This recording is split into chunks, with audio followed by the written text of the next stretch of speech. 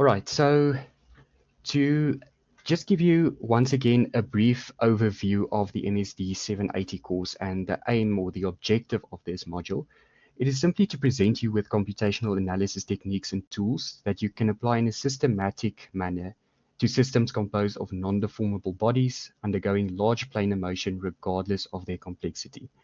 So this is quite a mouthful. I'm just going to give you a basic breakdown of what this entails. So when we say we want to present computational analysis, it means that all of the topics that we're going to cover is going to be in a computational or a numerical environment. You don't necessarily want to do these calculations by hand, mainly because they can get very complex very fast when you deal with complex multi-body systems.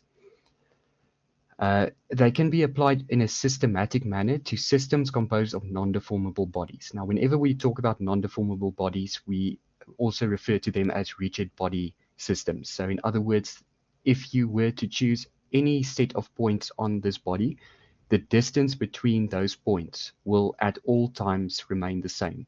We don't have localized deformation within these bodies. If you are interested in flexible multi-body dynamics, then you'd probably start looking at some finite element analyses and use them to perform your analyses.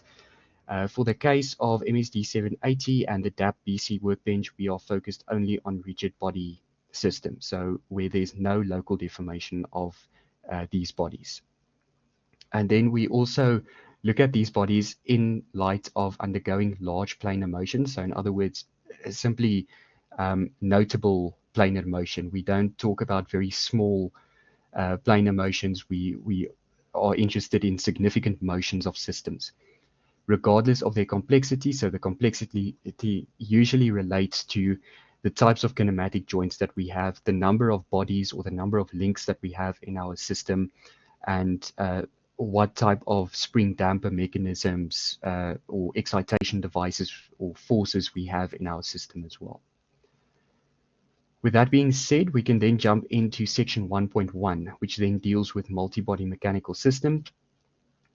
So firstly, to give you a few definitions, we can first talk about simple multi-body mechanical systems. And these are systems which typically consist of very simple joints, so something like a pin or a hinge joint, and a small number of bodies as well. So a good example of that is the pendulum rod that we're going to look at in one of our later study themes. In that case, we simply have a single body which is rotating about some sort of a pin joint that we also define between that body and ground. Then we also have something like a slider crank mechanism, or if you want to, a piston moving along some sort of a surface. So in that case, we also have about 3 bodies. We have very simple joints over there as well, translational joints, revolute joints, those kind of things. When we talk about complex multi-body mechanical systems, the number of bodies tend to increase from simple mechanical systems, and we also have more complex definitions with regards to forces that we have in the system. So for example, if we look at something like a car suspension, in that case, we might have 4 or 5 bodies. We have springs, we have dampers, we have perhaps a combination of kinematic joints. So instead of just having a revolute joint and a translational joint, we can go and combine them to get a revolute translational joint. So a bit more complexity with regards to how we can specify some of these mechanical systems. Another few examples would be car steering, walking robot device, exercise machine. So you can imagine these systems typically have a bunch of links or bodies that we need to consider in our analysis.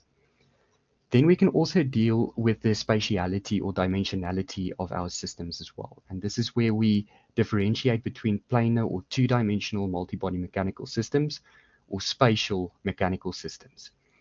So planar two-dimensional multi-body mechanical systems, as one would expect, relate to bodies that can only move in parallel planes. So the motion of some of these spatial systems, if projected onto a plane, could also be approximated as being planar.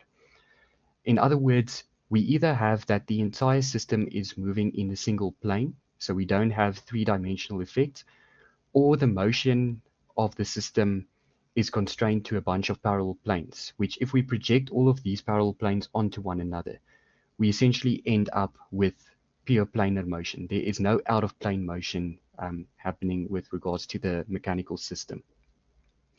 Spatial or three-dimensional multi-body mechanical systems are a bit different. These bodies do not move in parallel planes, and an example of this would be a robotic device that is capable of operating in all three directions. So you might have translation in X, Y, Z, or rotation in X, Y, Z, or a combination of translation and rotation in all three directions. So now looking at the most common components in multi-body systems, we firstly have the bodies, which are also referred to as links. So they can, in most multi-body systems, be considered as non-deformable or rigid. Like we said, if we plot a bunch of points on this body, the distance between those points will remain the same for the entire motion of the system. However, in some applications, the deformation of a link may not be negligible and should be considered in the analysis. And if we are not too confident in our rigid body system that we're setting up and we need to look at localized deformation, we use something like a finite element analysis solver. We do have more dedicated FEA solvers out there which pertain specifically to localized deformation. So in that case, or in a case where localized deformation is important, you'd rather use one of those utilities. With regards to kinematic joints as well, we have pins, sliders, gears, cam followers. These essentially refer to the connectivity between the bodies that we define. So as you can imagine, a pin allows rotation between two bodies. Slider would allow translation between two bodies. Gears, as you know, is opposed rotational actuation of two bodies. And then cam followers is some arbitrary cam profile that the system has to follow. For compliance elements, we also have springs and dampers, and I think another example that we can look at is actuators. So the DAP-BC workbench will also refer to actuators as a compliance element. So these are all kinematic joints and compliance elements that provide connectivity between bodies for a system. We may also contain non-mechanical components in our system, for example, an electronic controller, and note that analyzing the dynamics of such a system must also include an analytical model of the controller. This is in essence just for enrichment. We will not be considering any electronic controllers or anything other than the mechanical essence of the systems that we're going to look at. So studying a multi-body system involves two fundamental steps. Firstly, we need to be able to model or formulate whatever we want to look at within the mechanical system. So the modeling or formulation is the process of constructing the necessary equations that, if we solve them, would reveal the behavior of a system. In the PMD textbook, several methods of formulation are considered, each having its own advantages and disadvantages. And we're going to look at a few examples of those in section 1.3, which follows types of analyses, which is 1.2. We're going to look at in just a moment. So once we're happy with our modeling or formulation, we can go over to the actual analysis of the system. And different types of analyses could be considered depending on the application of a multi-body system. Now, delving straight into the types of analyses, which is then section 1.2. The two aspects to the study of a mechanical system are the analysis as well as the design and the synthesis. Analysis is when a mechanical system is acted upon by a given excitation, for example, an external force. We want to go and check what behavior does the system exhibit. In other words, what is the response of the system? The process of studying the response of an already existing system to a known excitation is then called the analysis. And the analysis requires a complete knowledge of the physical characteristics of the mechanical system. And this might be the material composition, the shape, the mass of the system, its inertial properties, and any arrangement of the parts, and also the connectivity between the parts as well, which is essentially either the joints or the compliance elements that we looked at in section 1.1. Then we also have design or synthesis, which is the process of determining the physical characteristics that are necessary for a mechanical system to perform a prescribed task. Now, the design process requires the application of both scientific techniques and engineering judgment.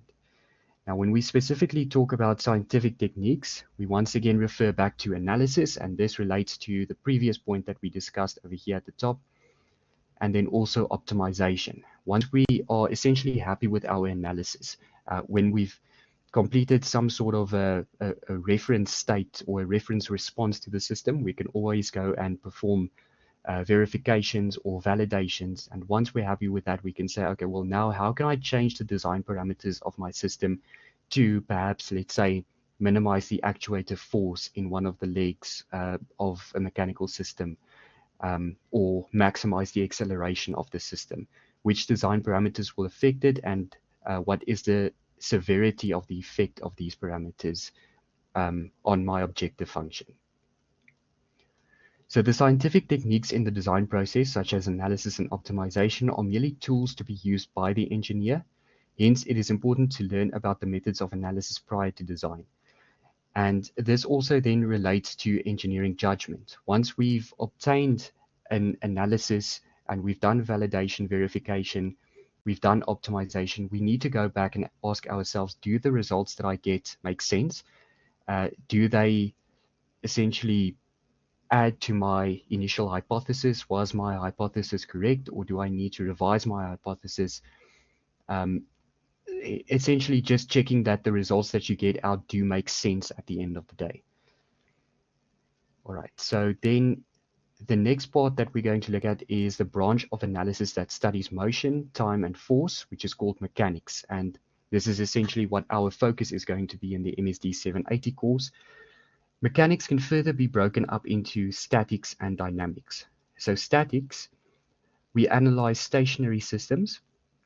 In other words, systems in which time is not a factor. So this can either be a system which is at rest, so has no velocity, or it's a system that is that pertains to a constant velocity. So there's no change in the velocity, so we don't necessarily have accelerations in the system. Dynamics, on the other hand, deals with the systems that are non-stationary. So systems that change their position with respect to time and do go through some sort of a velocity curve or an acceleration profile. Dynamics can further be divided into two disciplines, kinematics and kinetics. So kinematics is the study of motion regardless of forces that produce the motion. So purely just looking at the actual translation or rotation of the system. So more explicitly, kinematics is the study of the displacement, velocity, and acceleration of the system. Kinetics is the study of motion and its relationship with the forces that produce that motion. So essentially, once we know how the system is moving, if we now have forces acting on the system, what will happen to the motion of the system? It is, however, very common to refer to the kinetic analysis simply as the dynamic analysis, because the kinetic analysis must be based on the knowledge of the kinematics of the system as well. We need to have an idea of how the system moves before we can go and look at the effect of forces on the system. So therefore, in the PMD textbook, the term dynamic is used instead of kinetic. The PMD textbook also discusses several computational methods of analysis. And over here, they just give a breakdown of the various themes or topics that we are essentially going to touch on throughout our studies. Kinematic analysis, as we said, relate to the displacement, velocity, acceleration, or simply the overall motion of the system. Inverse dynamic analysis essentially states that we know how the system has to move. So in that relation, we want to measure the forces. So we give it some sort of a motion input and we measure the force or the loading output. Forward dynamic analysis is exactly the vice versa of that. We give it some sort of a force as input and we want to measure the response, the motion response of the system, the kinematic response of the system. And then static analysis and static equilibrium analysis simply pertain to a system which in which you don't have some sort of an external force or you don't have accelerations in the system. It's simply a system at rest or moving at a constant velocity. All right, so that is then the types of analysis. Before I continue on to section 1.3, do we have any questions at this stage?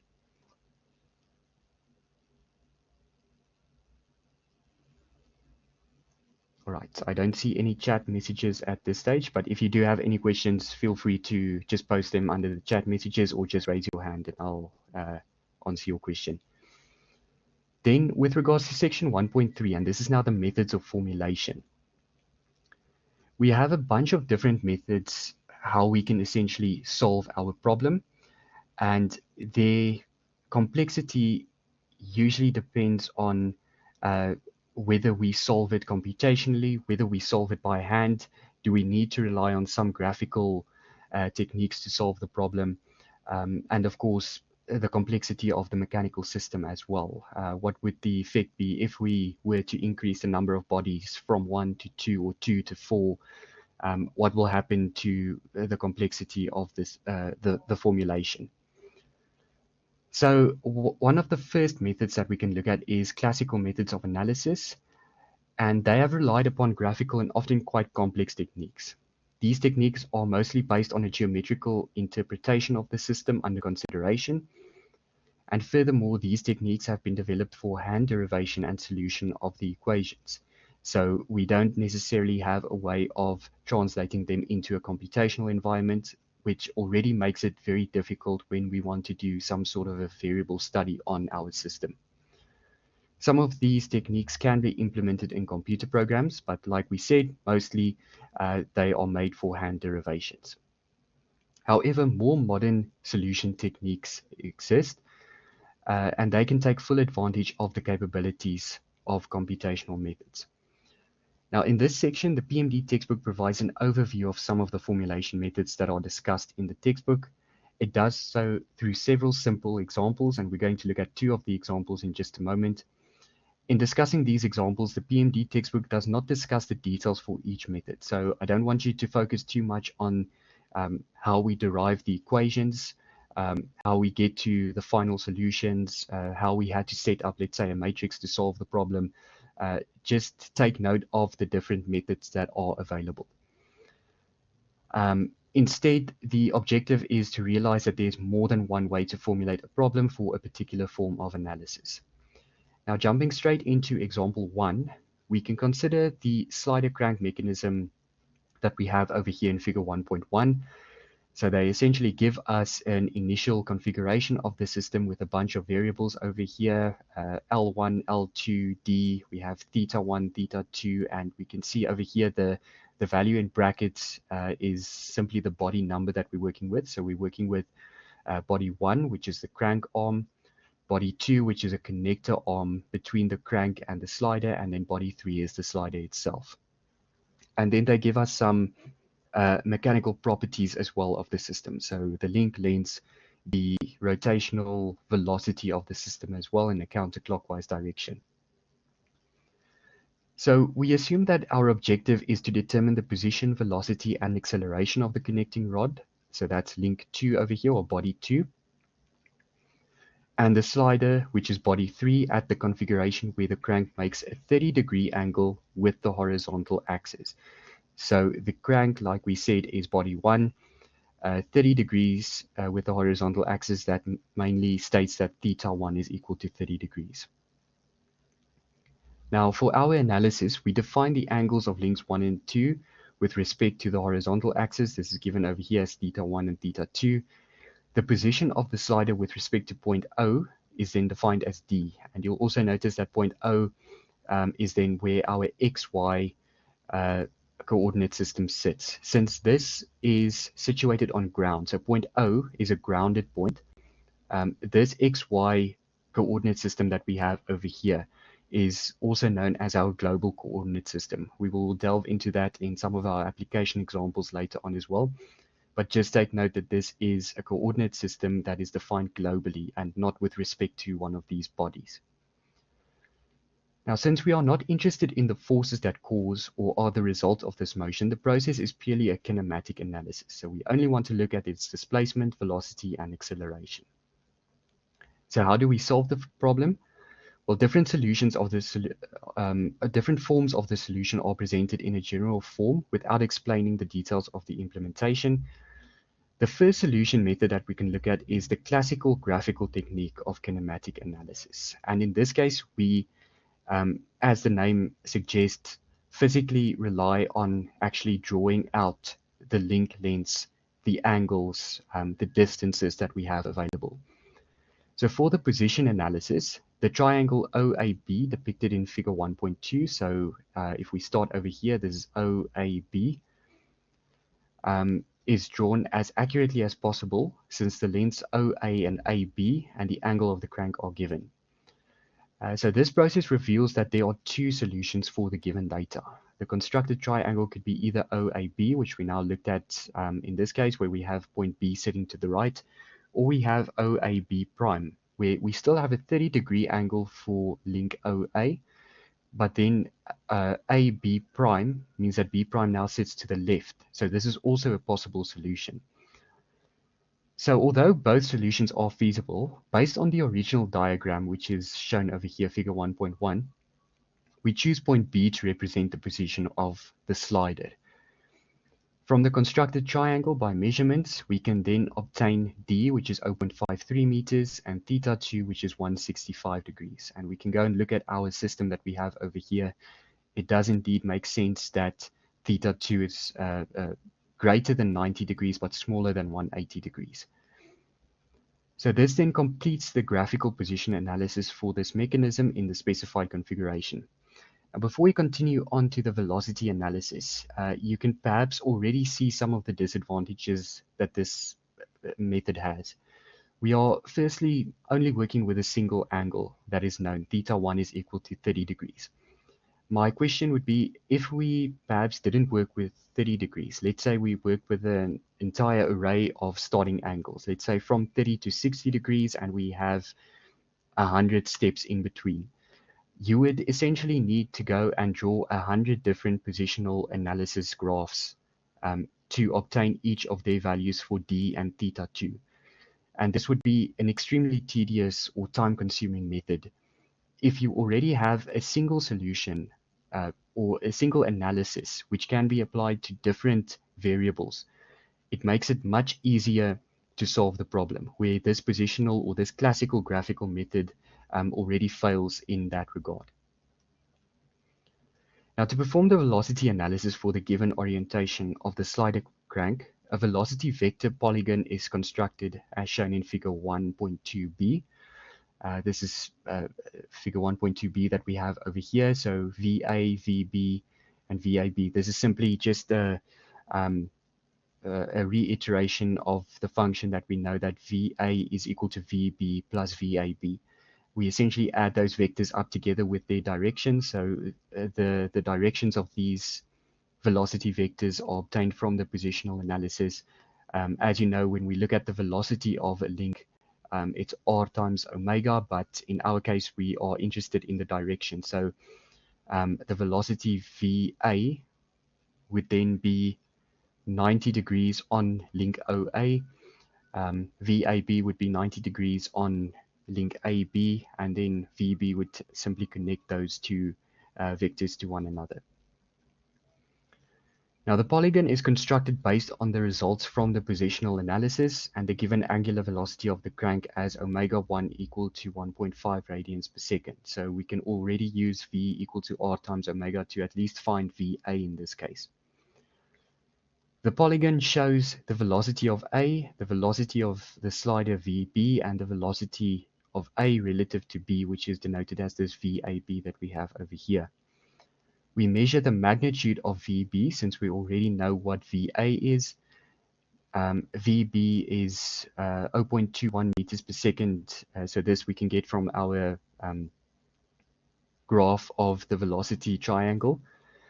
And then based on the measured magnitude VAB and the length of link AB, we determine the angular velocity of the connecting rod omega 2, which is then 0.6 radians per second clockwise. And then similar to the velocity analysis, an acceleration polygon can also be drawn for the acceleration analysis. And over here, you can already see that the complexity increases even further. We need to take into account that AB needs to be broken up into um, uh, its two components, essentially a radial component and a tangential component that we have over here. So just for a simple slider crank mechanism, we are already seeing increased complexity with regards to our acceleration analysis. And this polygon is constructed based on the results of the position and the velocity analyses and the given angular acceleration of crank alpha 1. You'll remember that they gave us a value for omega 1, which was a constant value, and that simply tells us that alpha 1, or the angular acceleration of the crank arm, is 0.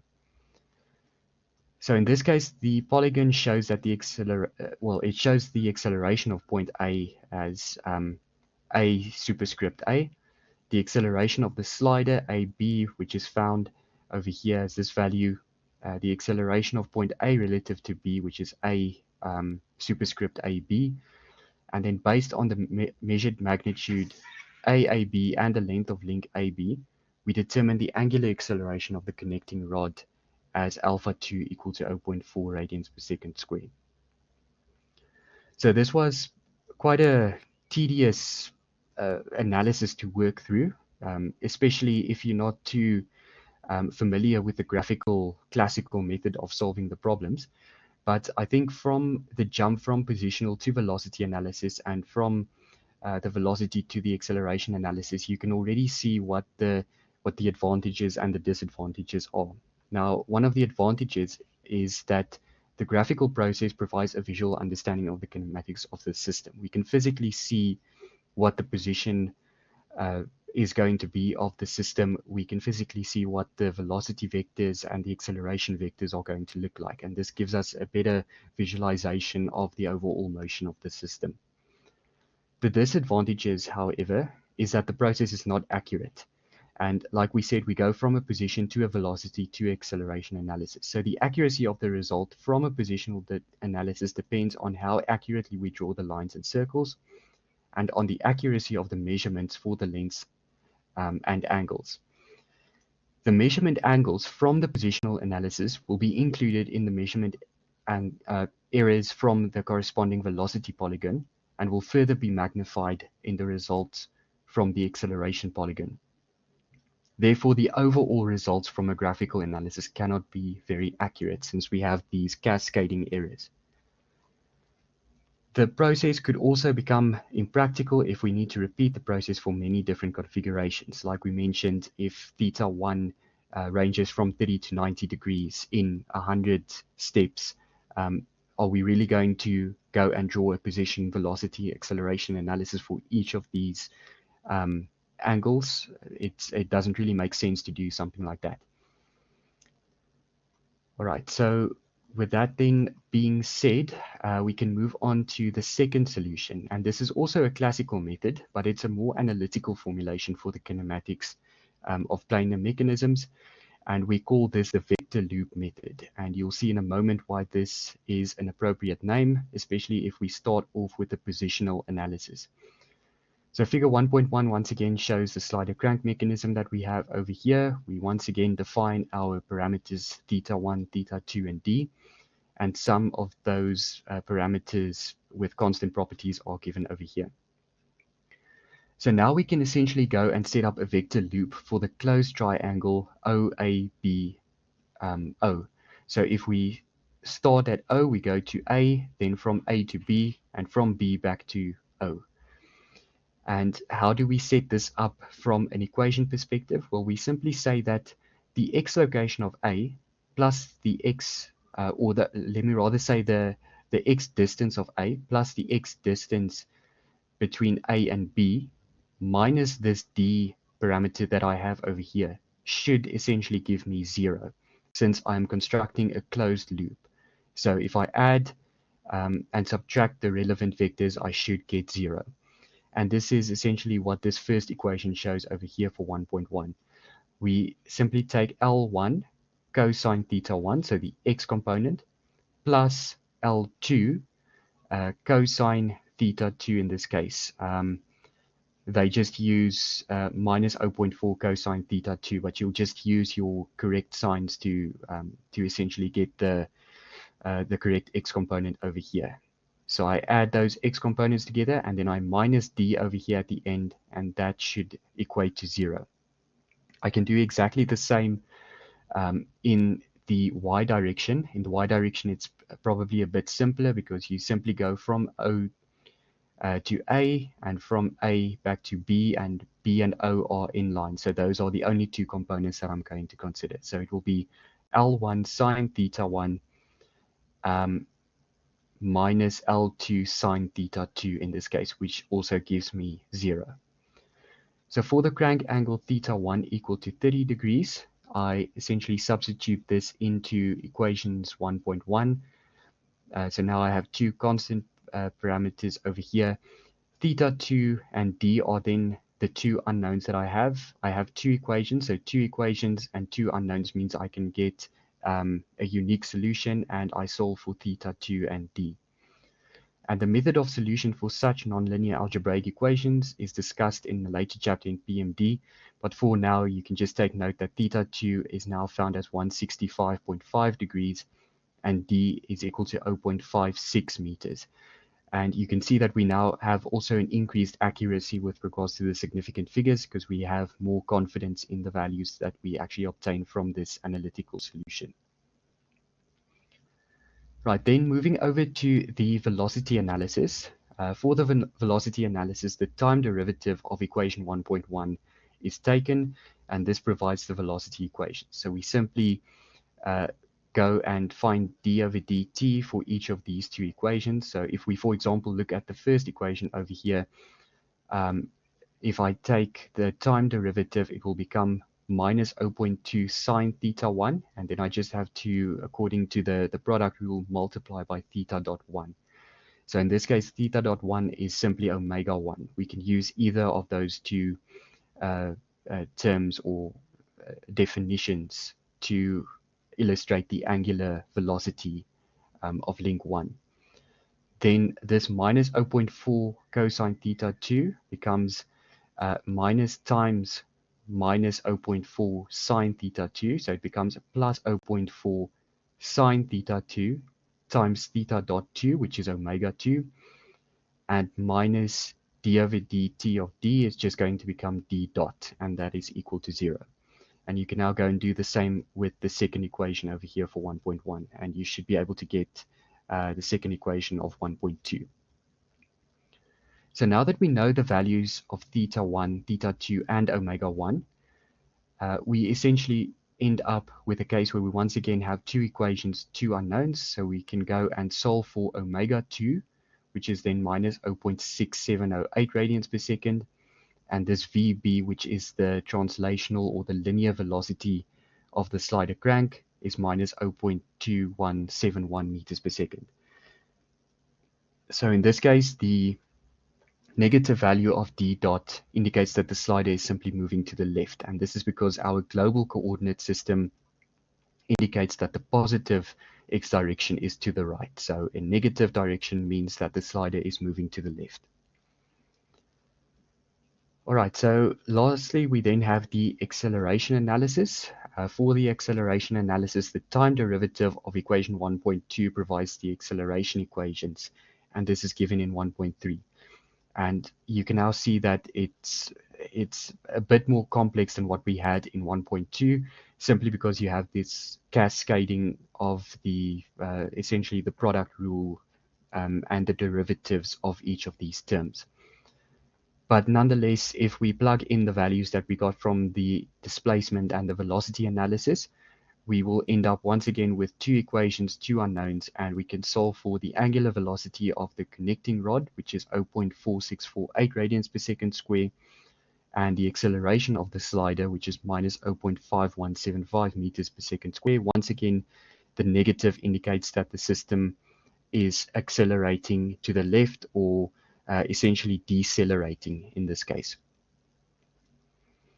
Now, this classical method of kinematic analysis of planar mechanical systems is reviewed in PMD Chapter 5, Although it is possible to solve the position, velocity, and acceleration equations of simple systems by using pencil and paper, the equations are more suitable for development into a computer program.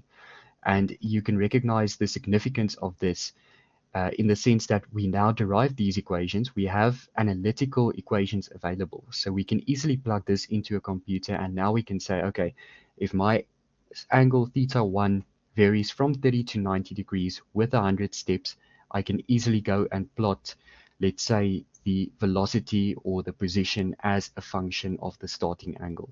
It makes it significantly easier to perform optimizations as well, or simple variable studies. So the advantages is that the computed values obviously are much more accurate than those obtained graphically, and the computational process could furthermore very easily be repeated for different values of the crank angle. In the PMD textbook, several other methods of analytical formulation for the kinematics of multibody systems are also discussed. We also just have to take note of the disadvantages. So deriving the analytical equations for the kinetic analysis of even this simple mechanism is definitely not trivial. And we especially saw that when going from the velocity to the acceleration analysis, the derivative jump, or the complexity jump from these two derivatives, are definitely meaningful or significant. We're not going to be able to find the acceleration equations as easily as we did for the velocity equations. All right, so that is then the second solution that we wanted to look at for example 1. Before I continue on to example 2, are there any questions thus far?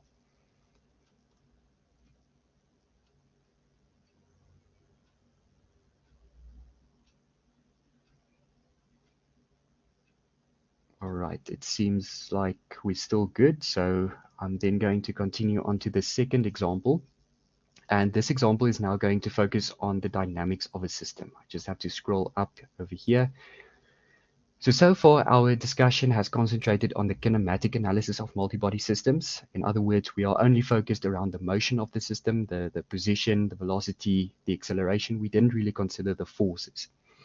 Now, to discuss the methods of formulation for a dynamic analysis, so where forces come into play, of multibody systems, we consider a simple example that is significantly simpler than the Zyder-Crank mechanism. And this is the double pendulum rod. So we only have two bodies which are connected to one another via revolute joint, and body 1 is connected to ground via another revolute joint over here. We'll look more into the revolute joints later on, so for the purposes of this example, just take note of that we have some sort of a pin joint which allows rotation between the bodies. Now the pendulum is composed of two slender rods, OA, which is link 1, that is pinned to the ground at point O, and then we also have AB, which is body 2 over here, that is pinned to link 1 at A. Now you'll notice in this case we don't have a point B over here. You can go and define point B at the tip of the second pendulum. In our case, we don't necessarily need point B. If they give us the length of this rod, we only need to essentially rely on whatever the location of point A is. Now the link lengths are given over here as L1 and L2, 2 and 1.5 meters respectively. And then we also have the mass and moment of inertia characteristics for each of these bodies.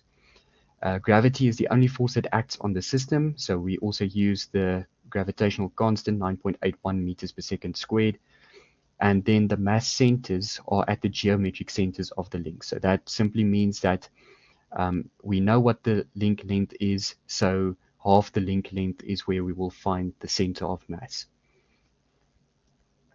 It is then also assumed that in the configuration shown in 1.3a, the links are orientated from the vertical axis by angles theta 1 equal to 30 degrees, and this should be theta 2 equal to 45 degrees. So this you can see over here. We have 30 degrees over here at the top, and theta 2, which is 45 degrees over here at the bottom.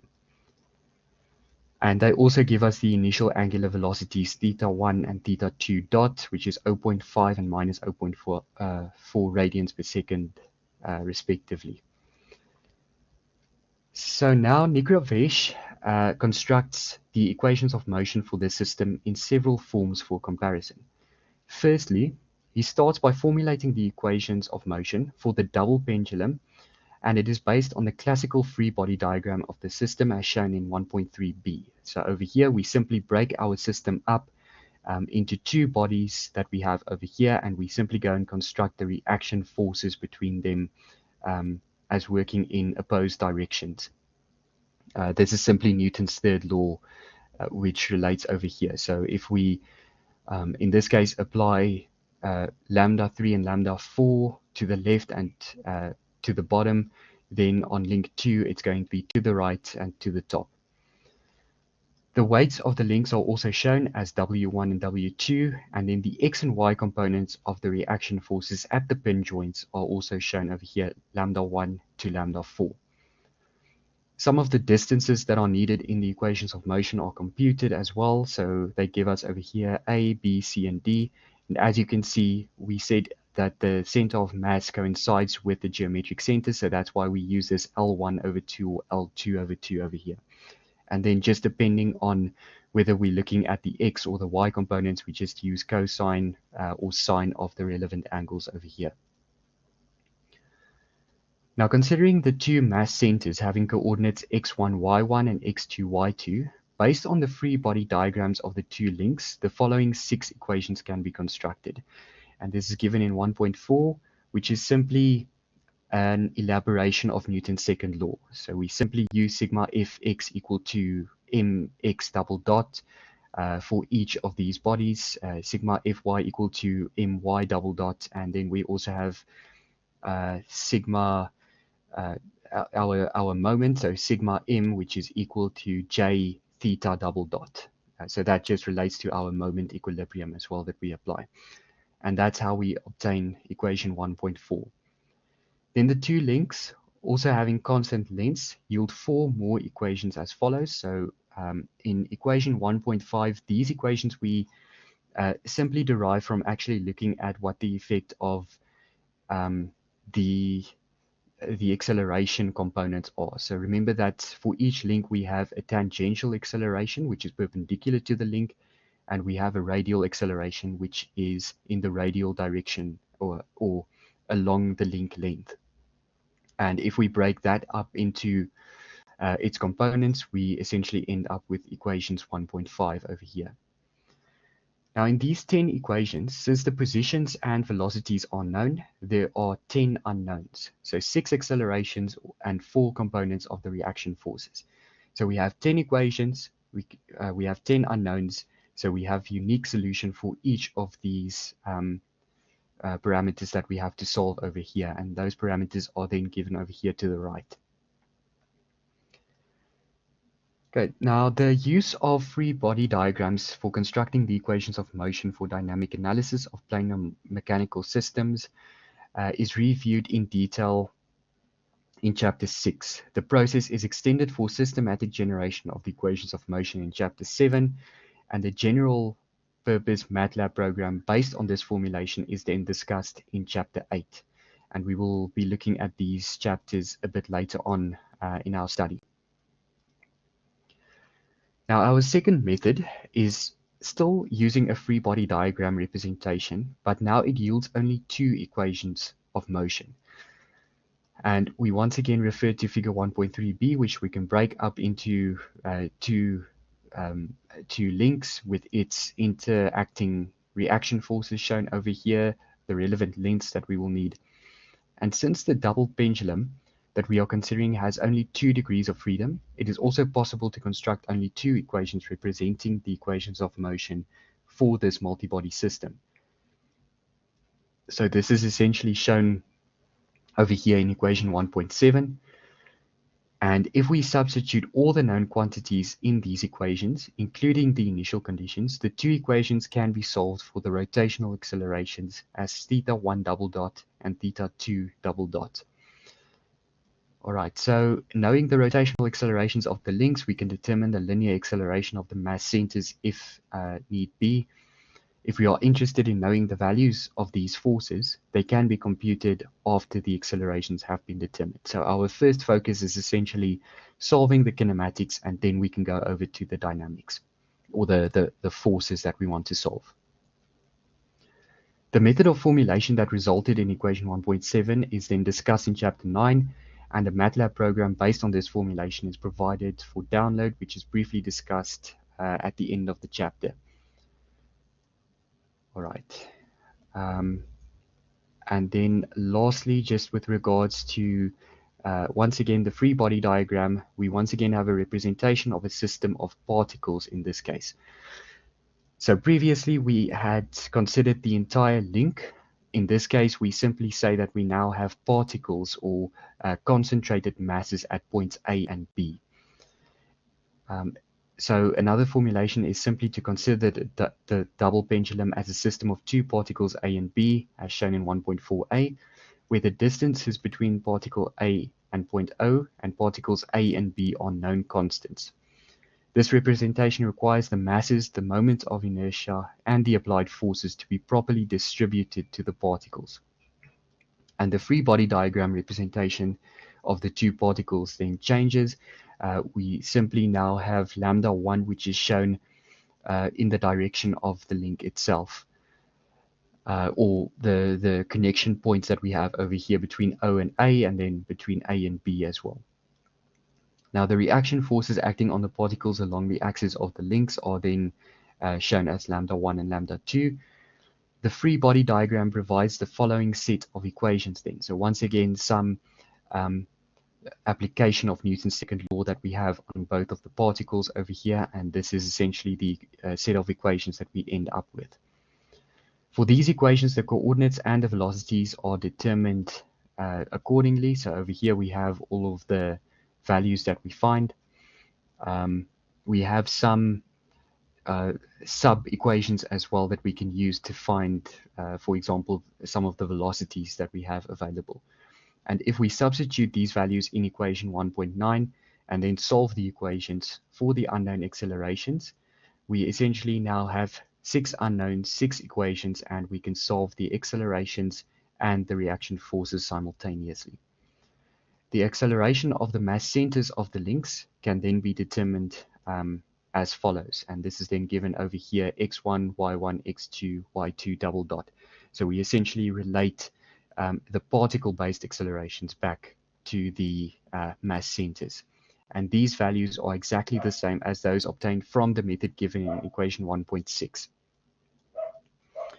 The method of formulation that resulted in equation 1.9 is discussed in detail in chapter 10.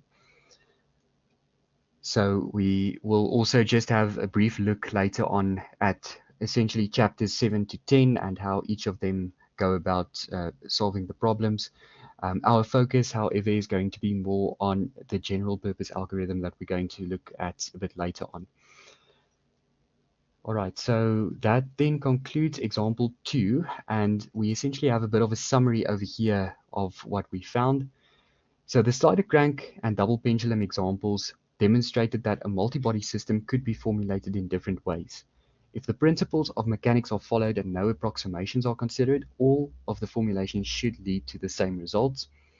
A problem that is formulated analytically and developed into a computer program can be solved repeatedly, accurately, and efficiently. And we will later see how we can also use this computer program to perform some optimization analyses when we have a known objective function, a known set of design parameters. The usefulness of a computer program becomes even more apparent when the mechanical system under consideration contains numerous interconnected components. Regardless of the complexity of the equations of motion, we should be able to find a numerical solution describing the response. All right, so that then wraps up section 1.3. Before I move on to our final section, which deals with computer programs, are there any questions so far?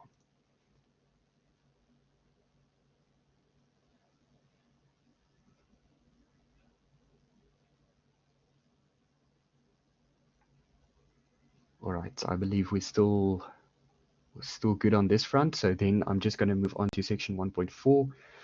And this is just to give you a brief overview of the different types of computer programs and the different types of analyses as they are used in the computational environment. Analytical methods for formulating the equations of motion and numerical methods for solving these equations of motion are the basis for developing computer programs to determine the response of a multibody system. This requires systematic techniques for formulating and generating the kinematic and the dynamic equations of motion. Typically, we start off with our kinematic analysis, and then from there we can jump onto the dynamic analysis where forces become relevant. Numerical methods for solving the equations of motion are also important. Some of the methods that we will be utilizing or that have been utilized in the DAP-BC workbench, for example, is the Runge-Kutta integration scheme. We also have the Newton-Raphson iterative methods that we use over there to essentially use data points or generate our data points when plotting our motion analysis or our dynamic analysis. And finally, we also preferably require some sort of a front-end graphical user interface for communicating the input and the output to the user. So we need to be able to give these parameters easily into the computer program. And from the output perspective, we need to essentially summarize our output data using some sort of a post-processor or graphical output to actually visualize the data that we get out and to make or to use our engineering judgment to make sure that the results that we get out are indeed what we expect. So such a computer program can be developed either as a special purpose program or as a general purpose program. A special purpose program is a computer code that deals with only one particular multibody system. For example, a slider crank mechanism or a planar reconfigurable machining platform. I think one of the examples that we now did, example 1 in section 1.3, was a case where we used a vector loop equation to set up our positional velocity and acceleration analysis. We could easily translate that over to a computer program to solve the problem in a numerical or a computational environment. However, once I make a change to that system, once I add, let's say, a spring or a damper, or I add another body to the system, those equations are going to change drastically, and I can no longer rely on those analytical equations to solve my updated system. So in that sense, it's a special purpose program in the sense that it can only solve that dedicated slider crank mechanism that I set up initially. The equations of motion for that system are derived before and coded in the program. As an input to the program, the user provides the data on the physical characteristics of the system. A major advantage of this system is that the numerical algorithms for solving the equations of motion can be fine-tuned for that particular form of equations to gain computational efficiency. And they essentially run exceptionally faster than what we would see when performing a general purpose program calculation. From the disadvantage perspective, the main disadvantage is its lack of flexibility. As we mentioned, once I make a change to my initial system, I have to update all of the analytical equations, which is going to require an all-new derivation of these equations. Now, our second type of program that we have is a general purpose program. And a major advantage over here is, in contrast to a special purpose program, a general purpose program can analyze different multibody systems without requiring any changes to the program. Examples of this would be the motion of a slider crank mechanism under a given set of applied loads, the response of an automobile and its suspension system driven over a rough terrain, or the opening of the panels of a satellite antenna. We have a bunch of different, even more complex multibody problems that we can solve. The complexity of the multibody system should not influence the generality of this general purpose program. The input data to such a program must completely describe the mechanical system under consideration. For example, the number of bodies that we have, the connectivity between the bodies, so in other words, the joint types or the springs, the dampers, the actuators that we use between the bodies, applied forces, any geometric characteristics, and inertial characteristics as well. And then based on the given data, The program generates the equations of motion for the requested type of analysis and solves the equations numerically. A major disadvantage, however, is that a general purpose program may not be computationally as efficient as a special purpose program, and this is mainly because a general purpose program tends to um, essentially generate a bunch of equations even for very simple mechanical systems. So as I mentioned, the complexity of the mechanical system does not influence its generality, but at the same time, it doesn't. A simpler mechanism will not necessarily make the general purpose program run faster.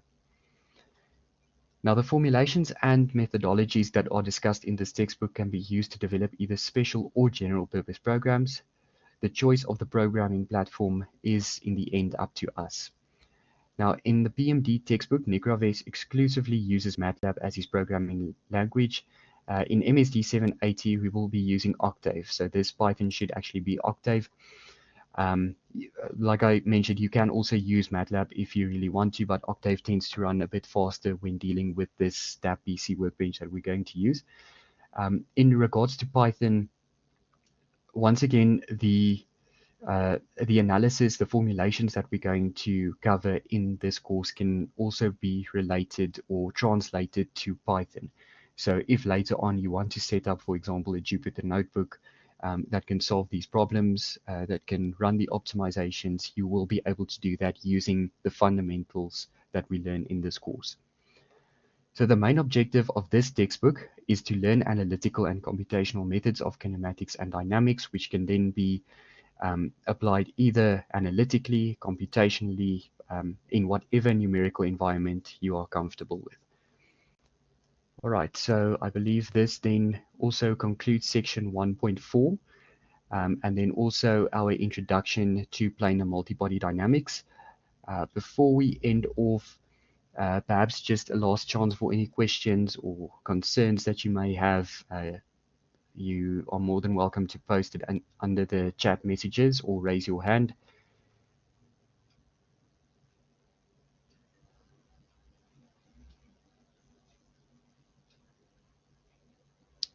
All right, so I don't think we have any questions then at this stage.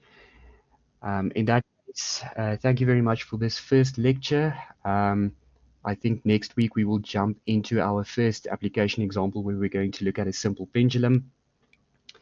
Before then, sorry, I do see we have a question that I'll answer in just a moment. Before then, you're just more than welcome to download the DAP BC workbench.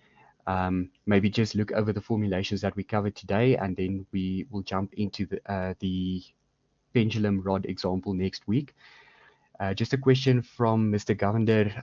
Is the exam open book? Yes, so the exam will be open book. We will provide you essentially with all of the lecture material that we're covering now. So all of the mind maps that you have, we will also provide you with the PMD textbook. So yeah, you'll essentially have all of the material available to answer the exam open book. With regards to weekly assessment, no, there will not be a weekly assessment. There will only be 2 assignments. The first assignment will probably be due end of September. The second assignment will be due end of October. So I'll post that in due course, but you'll only have 2 assignments for MSD 780, and then of course you'll have the exam at the end of the year as well. All right. I believe that then answers all of the questions. So thank you very much, and I'll see you next week.